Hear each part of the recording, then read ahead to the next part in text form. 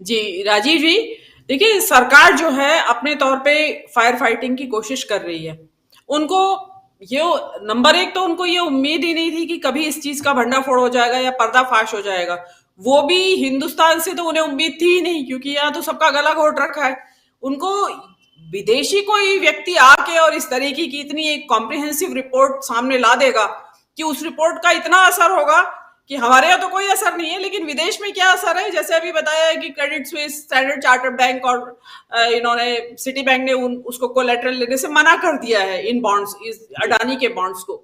तो अब सरकार के पास इस बात का कोई जवाब नहीं है। वैसे अपने देश के अंदर तो वो खारिज कर रहे हैं कि भाई ये रिपोर्ट गलत है, बकवास है, ये है वो है। लेकिन उनसे सवाल ये पूछा जाए, और जा भी रहा है, कि भाई अगर इतनी ही बकवास रिपोर्ट है तो क्या क्रेडिट स्विस और ये जो जेपी, ये जो स्टैंडर्ड चार्टर्ड है या सिटी बैंक है, उनको इस चीज का ज्ञान नहीं है? या उनको उनको ये रिपोर्ट अगर बोगस नजर आती तो क्या उसके बेस पे वो लोग अपना फर्दर स्टडी करते और इसके अडानी के बॉन्ड्स को रिफ्यूज कर देते कोलेटरल के तौर पे एक्सेप्ट करने के लिए?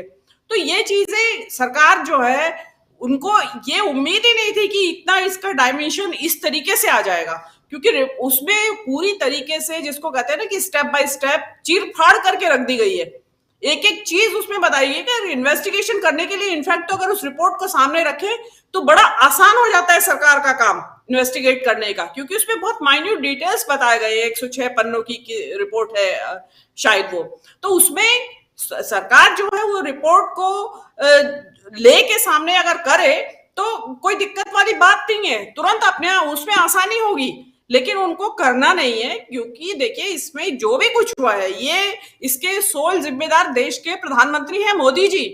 और जो मोदी जी का जो प्रेम भाव अडानी के प्रति इन 10 सालों से चल रहा है, 9 सालों से, वो जग जाहिर है। और राहुल गांधी जैसा आप बार बार, ये तो सामने स्पष्ट आ रही है बात, क्यों हम बार बार कहते रहे इस बात को। तो आज उन्होंने एक नया निकाला है टूल किट वर्ड, कि उस टूल किट में राहुल गांधी है, महुआ मोइत्रा है और बहुत सारे पत्रकार हैं और ये और वो, मतलब टूल किट वर्ड उनके हाथ में लग गया है कहीं से। उसका हर किसी को टूल किट, गैंग, और अभी तो हिंडनबर्ग गैंग नहीं कहा है, नहीं तो हिंडनबर्ग गैंग भी कह सकते हैं वो जो लोग इसके खिलाफ, जो इसके बारे में बात कर रहे हैं या मांग कर रहे हैं जांच बैठाने की।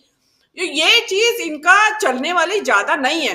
देखिए रही मोदी जी की बात, वो अभी फायर फाइटिंग कर रहे हैं, पत्रकारों के जरिए उनको मैसेजेस भेजे जा रहे हैं कि नहीं, विपक्ष में इसके विरोध में मत बोलिए, इसके अडानी के पक्ष में माहौल बनाइए। इवन गुजरात से मेरे पास कॉल्स आ रही हैं कि देखिए आप ऐसा करिए, आप यूट्यूब चैनल्स पे जाती है तो आप वहां ये कहिए कि ये तो मोदी जी करवा रहे हैं, मोदी जी ने करवाया है अडानी के खिलाफ ये। मैंने बोला मैं खुद कन्विंस नहीं हूँ आपके इस तर्क से, मैं कैसे वहां कह सकती हूँ? अगर मोदी जी अगर करवाते ही है अडानी के खिलाफ, तो वो सॉवरेन गारंटी क्यों देते इजराइल में उस पोर्ट के लिए, जो पोर्ट अडानी को मिला है अभी वहां उसका काम, तो कॉन्ट्रैक्ट मिला है, तो वो सॉवरेन गारंटी क्यों देते? तो मतलब वो एक इतनी तरह का उन्होंने चला रखा है, लेकिन वो सफल नहीं होंगे, क्योंकि सबसे इसमें सबसे कमजोर कड़ी क्या है इनके पास? एक मोदी जी है वहां पे अर्थशास्त्री, जिनका की अर्थशास्त्र के बारे में ज्ञान शून्य है। तो वो अपने क्या होते हैं अर्थशास्त्र को, वो अपनी राजनीतिक तिकड़मों से चलाने की कोशिश करते हैं। तो राजनीतिक तिकड़म से अर्थशास्त्र नहीं चलता। अर्थशास्त्र के अपने नियम हैं, अपने डायनामिक्स हैं, उसके हिसाब से चलेगा। लेकिन जो ये अडानी का हुआ फियास्को, इसमें भी मोदी जी की तिकड़ा में चली वो, और अल्टीमेटली क्या हुआ, कुछ दिन वो चलती रही, बनती रही खिचड़ी, उसके बाद वो जल गई, क्योंकि उसको जलना था। वो उसको तरीके से, तरकीब से नहीं बनाया गया। आप बहुत जल्दी में थे कि मेरे कार्यकाल में एक ऐसा कारनामा होना चाहिए, चमत्कार, कि वे एक भारत का नागरिक विश्व का प्रथम सबसे अमीर व्यक्ति बना। अब अमीर व्यक्ति कहा, क्या क्या अमीर व्यक्ति है जिसके पास आज अपने बॉन्ड्स को का ब्याज देने के लिए पैसा नहीं है, जिसके पास अपने जो कर्जे ले रखे हैं शेयर्स के अगेंस्ट, उनको चुकाने के लिए पैसा नहीं है? उसके लिए वो एफपीओ लाता है। एफपीओ लाता है तो वो एफपीओ फेल होने की तरफ हो जाता है, सरकार उसमें भागदौड़ मचाती है। उसके बाद ये इनके इन प्रकार इसको एफपीओ को सब्सक्राइब करवा लिया जाता है, कहने के लिए कि भाई ये ओवर सब्सक्राइब हो गया, लेकिन उसके बाद विड्रॉ करना पड़ता है। अब देखिए विड्रॉ क्यों किया? विड्रॉ इसलिए किया उस एफपीओ को क्योंकि उसमें उनको डिटेल्स देनी पड़ती कि इसके सब्सक्राइबर्स कौन कौन है। उसमें वो इलारा जो कंपनी इंग्लैंड वाली है जिसमें बोरिस जॉनसन का भाई है डायरेक्टर, वो कंपनी का उसमें सब्सक्राइबर थी वो लास्ट मोमेंट में जो तो अपने ही घर की कंपनी कैसे कर सकती है। तो इसलिए, और इसके अलावा और भी बहुत सारे नाम आते, तो वो सबका जो था कि वो भंडाफोड़ हो रहा था, तो इसलिए उन्होंने यहां भी फेल हो गए। अब देखिए कांग्रेस के पास क्या एडवांटेज है इसमें, या विपक्ष के पास में, देखिए विपक्ष के पास महुआ मोइत्रा है, वो खुद बैंकर रही हैं, इन्वेस्टमेंट बैंकर रही हैं वो, तो वो जेपी मॉर्गन में उनको पूरा ज्ञान है, पूरी नॉलेज, और इसीलिए आप देखेंगे कि महुआ मोइत्रा फ्रंट पे आके बैटिंग कर रही है और बहुत धुलाई कर रही है। और कांग्रेस के पास बड़े धुरंधर अर्थशास्त्री पॉलिटिशियंस हैं, नाम गिनाने की तो जरूरत नहीं, सबको पता है कि कांग्रेस के अंदर तो ये जो है मोदी जी जो है गच्चा नहीं रह सकते भाई। जो चीजें बिल्कुल इन्होंने अभी सीक्रेसी में रखी हुई थी उसको तो कैसे पता लगाते, लेकिन अब जब इतनी सारी चीजें कांग्रेस के नेताओं के हाथ में आ गई जो खुद अर्थशास्त्री हैं, वो क्यों नहीं इसकी धज्जियां उड़ाएंगे, और उड़ाई जानी चाहिए। अभी तो इंतजार किया जा रहा है देखिए, लेकिन मेरा मानना ऐसा है कि ये मोदी जी इंतजार कर रहे हैं, इसकी फायर फाइटिंग करने की कोशिश कर रहे हैं। अब फायर फाइटिंग हो पाएगी, बुझ पाएगी आग तो ठीक है, नहीं तो फिर मैंने आपके शो पे परसों 2 दिन पहले भी कहा था कि वो छोड़ देंगे इनको अपने हाल पे। तो वो अडवाणी के लिए बहुत बड़ी एक संकट का समय होगा। अब अडानी भाग गए हैं देश से, ये तो किसी को पता नहीं है भाई देश में है या नहीं है, हमें आपको तो नहीं पता है, ना कोई उनकी अपीयरेंस हुई है, पब्लिक अपीयरेंस भी हुई है कि जिससे कहा जा सकता है अडानी जी अभी देश के अंदर ही हैं। अगर वो चले जाते हैं तो फिर तो लकीर पीटते रहेंगे, सांप निकल जाएगा। और अभी जो डिमांड हो रही है कि भाई आप इनको पासपोर्ट जब्त कीजिए, वो कांग्रेस सरकार ने किया नहीं है, क्योंकि पासपोर्ट जब्त करते ही तो और ज्यादा पैनिक फैलेगा कि वास्तव में कुछ है अंदर।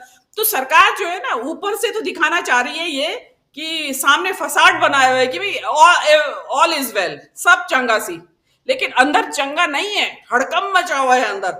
क्योंकि मोदी जी की जो लार्जर देन लाइफ महामानव और विश्व गुरु और 56 इंच और 58 इंच जो इमेज बनी हुई थी वो भड़बड़ा के गिर पड़ी है, मतलब संभलने का टाइम भी नहीं मिला।